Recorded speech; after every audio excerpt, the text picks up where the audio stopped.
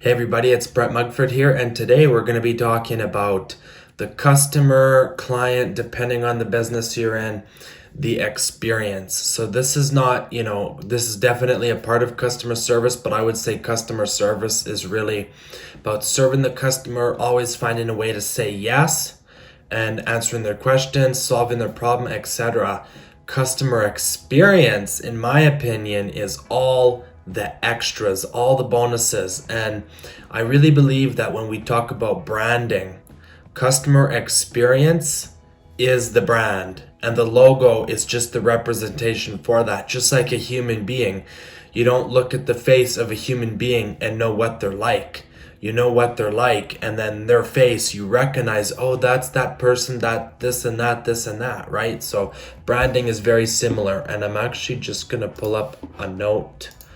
Okay, so I Googled it, and the definition of customer experience, very in particular here, is in commerce, customer experience is the product of an interaction between an organization and a customer over the duration of the relationship. So I'm going to talk a little bit about like just complete top-notch customer service. Okay, so I'm going to bring up this from HubSpot, which is a really great company. They're a CRM. They do all kinds of different marketing software, service software, and their really philosophy is the flywheel model. So I'm going to talk about the flywheel model, which I'll show you right here. So as you can see, they're strangers, you attract them, prospects, you engage them, they become customers, then you delight them and they become promoters, and then those people promote more strangers, and it keeps growing and growing and growing, and then boom, you're a huge company. And this is like, HubSpot is a very pretty big company in the marketing space, so they definitely know what they're doing. And this, if you apply this philosophy to any business, I'm telling you, it's gonna work. It's been proven time and time again. The number one source of business is always existing business, getting referrals, and that pretty much always, whatever business you're in, and especially if you're in the business to customers, so if you're selling to customers.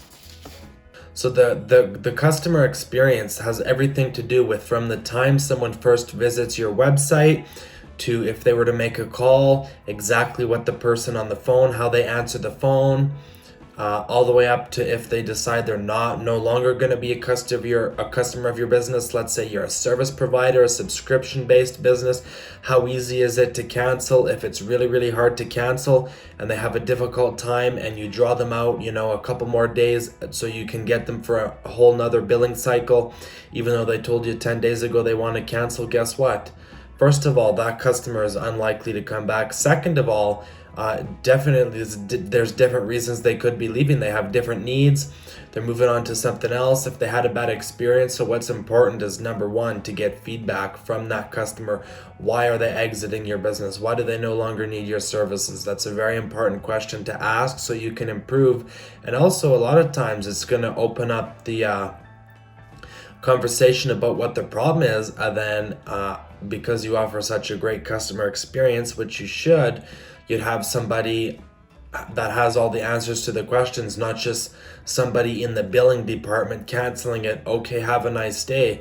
You want to have somebody who's like more sales focused, who when they're canceling, you can and they have a problem, we have this service and that service which can help you, because the customer might have not even known that you offer those other services, which happens more than you'd think in businesses. Is really like spectacular how much money is being lost every day because I think in a business, any person that has contact with the customer should have sales experience and know how to solve the customer's problems, and not in the billing department where they're just going to try and string them out for one more month, and then you lose that customer and probably any chance of getting a referral from that customer in the future from other people they know. So there's so many different aspects to it. So I'm going to be making some more videos on the customer experience, and tell me if there's a specific niche, like a business you're in. I'm definitely going to gear my content towards real estate.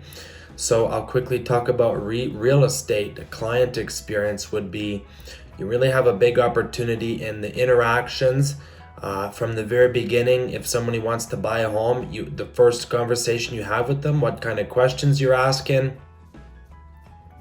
A great question to ask, a very open-ended question would be, tell me about your dream home. Literally say, put money aside, don't worry about money, tell me about your dream home.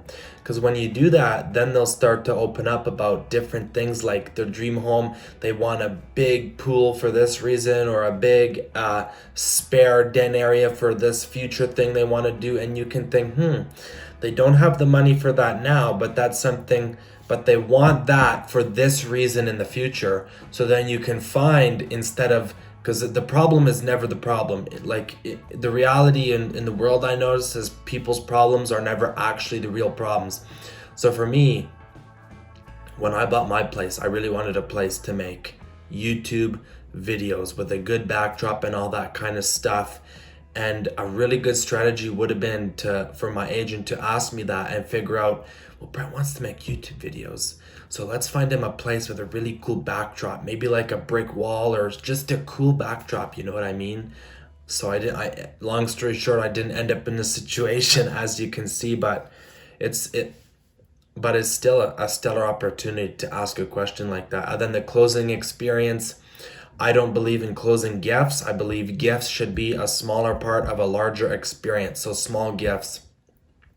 So have a gift basket with locally sourced items, send them a card detailing, that's $100-$200. The gift is maybe a $50 basket with, 5 to 10 items that are $5 to $10 a piece. Put them in a local basket, send them on their way to a local restaurant with a driver, which is just Uber Lux, and all in, that's under $500. If a real estate agent is making like 7 to 10 grand on a deal, $500 to create that experience is absolutely, I'm telling you, I've talked to people that have bought homes that they bought their home over 20 years ago, and they still to this day tell everybody who brings up the conversation about buying a home about their agent and the experience they had, and said, this is a fantastic person. So, there's a lot you can do with the client experience. And if you, like I said, if there's any niches you're interested in, leave a comment, and I'm definitely would be also open to consulting depending on what your industry is. So just leave a comment and let me know. Thank you so much for watching, and please subscribe for more videos and like this video. Have a great day.